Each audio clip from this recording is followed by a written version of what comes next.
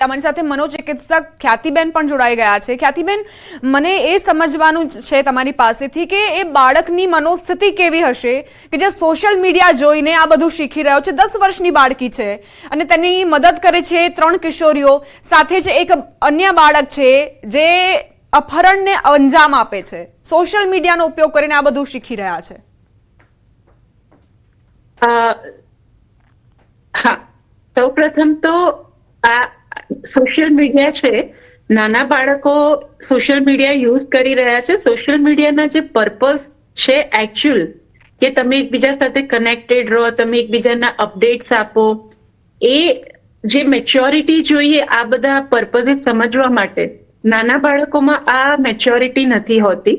એ લોકોનો હજી વિકાસ થઈ રહ્યો છે, પૂરેપૂરો ડેવલપમેન્ટ એમનું થયું નથી અને તેના લીધે એ સોશિયલ મીડિયા પર જે ના પકડવાની વસ્તુ હોય કે જે વસ્તુ ઇગ્નોર કરવાની હોય એવી જ બધી વસ્તુ વધારે પકડે છે, કે જેમાં કે એકબીજાના ક્રશીઝ હોય, પ્રેમ ઉપર બધું અલગ અલગ શેરો શાયરી કે સ્ટોરીઝ ને એ બધું હોય કે આ બધાથી આપણે જે કહીએ ને કે અંજિત થઈ જાય છે બાળકો અને એવું માનવા માંડે છે કે હા ભાઈ પ્યાર કે સિવા ઓર કુછ નહીં, તું મિલે દિલ ખિલે ઓર જીને કો ક્યા ચાહીએ, આ ટાઈપના બધા સોંગ્સ કે આ ટાઈપના બધા સેઇંગ્સ કે એ બધું જે બાળકો વાંચે છે, જોવે છે, તો એ લોકોની માનસિકતામાં એવી અસર પડતી જાય છે કે હા પ્રેમ જ બધું છે.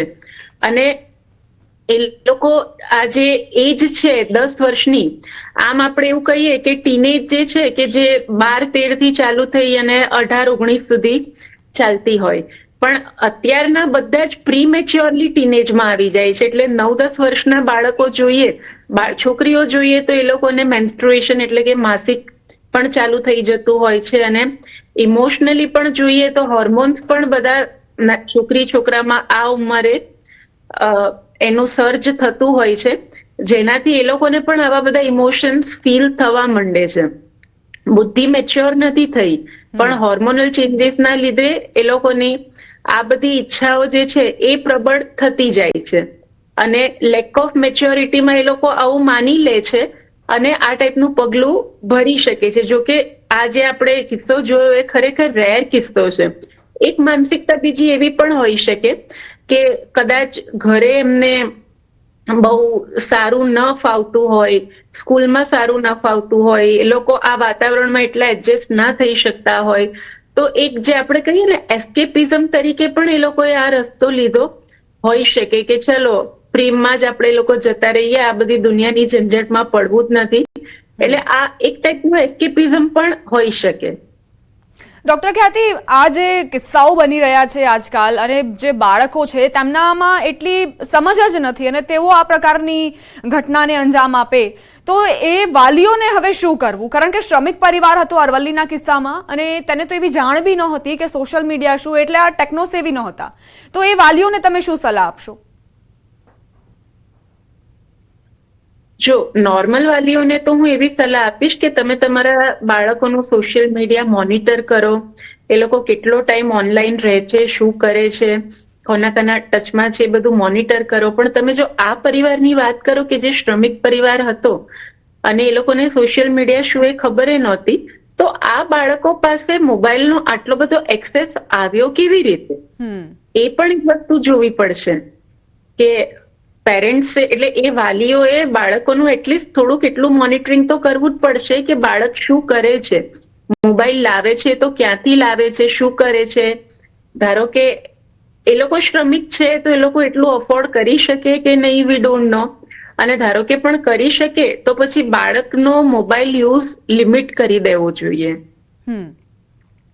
અને ઘણી વખત એવું પણ બનતું હોય છે ડોક્ટર ખ્યાતિ કે ઘણા એવા એપ્સ માર્કેટમાં ઉપલબ્ધ છે, પ્લે સ્ટોર પર ઉપલબ્ધ છે કે જ્યાં બાળકો માટે અલગથી એ એપ્સ ક્રિએટ કરવામાં આવે છે જેથી કોઈ એવી એડવર્ટીઝમેન્ટ પણ ના આવે કે તેઓ જોવે અને પ્રેરાય.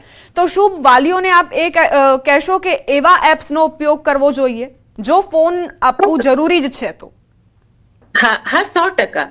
આપણે જે યુટ્યુબ છે તો YouTube four kids, Google four kids, આ બધું છે જ કે તો જો પેરેન્ટ્સ ટેકનોસેવી હોય તો એ લોકો આવી રીતનું એનેબલ કરી શકે કે બાળકના મોબાઈલ કે ટેબ્લેટ આઈપેડ કઈમાં પણ ખાલી આ જે કિડ્સ વાળું છે એ જ ખુલે, બીજું કશું ખુલે જ નહીં. જો પેરેન્ટ્સ આ એટલું હોય ટેકનોસેવી અને કરી શકતા હોય તો ચોક્કસ કરવું જોઈએ.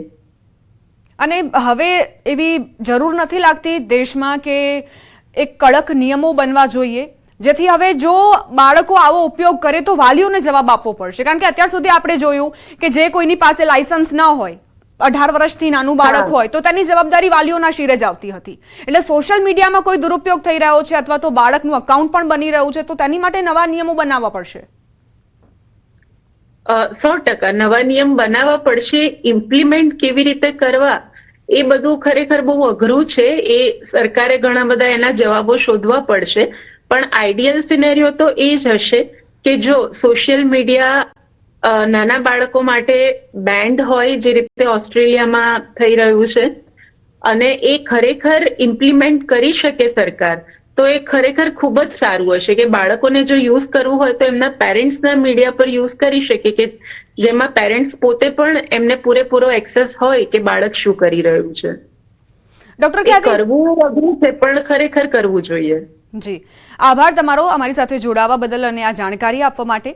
તો અરવલ્લીનો આ કિસ્સો ખરેખર ચિંતાજનક છે અને વાલીઓ માટે પણ ખૂબ જ લાલબત્તી સમાન કિસ્સો છે. જો તમારા બાળકો પણ સોશિયલ મીડિયાનો ઉપયોગ કરતા હોય તો ચેતી જજો અને બોધપાઠ લેવો જ પડશે.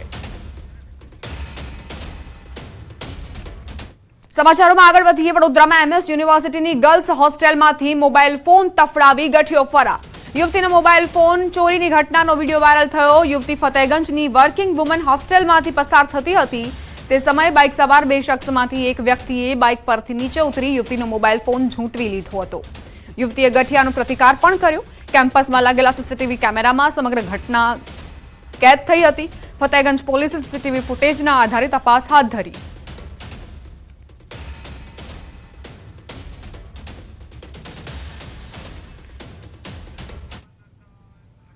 સંવાદદાતા હાર્દિક દીક્ષિત જોડાઈ ગયા છે વધુ જાણકારી સાથે. હાર્દિક, શું ઘટના બની હતી એમએસ યુનિવર્સિટીમાં?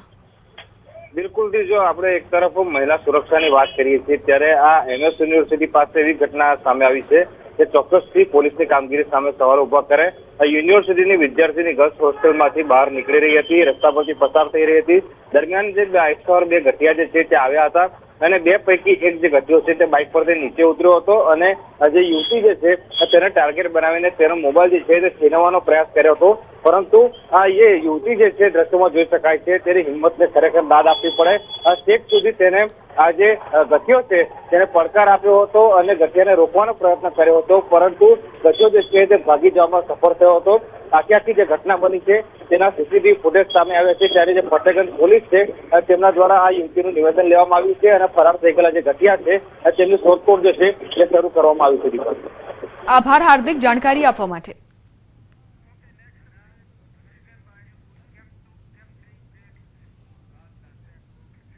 રોકાઈશું એક નાનકડા વિરામ માટે. આપ જોતા રહો ન્યૂઝ 18 ગુજરાતી.